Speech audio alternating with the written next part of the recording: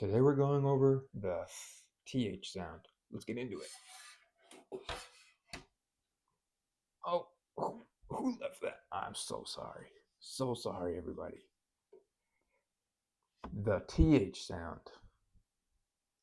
You're going to use it by putting your tongue in between your top and bottom teeth and breathing out. It's kind of like F, as in Frank, but less teeth, more tongue.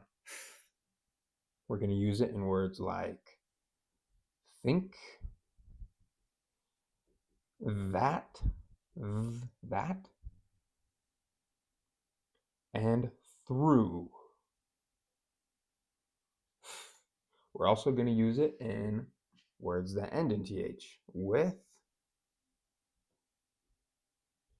both, and teeth. So again, put your tongue in between the top and bottom of your teeth. Try it out. And that is the TH sound.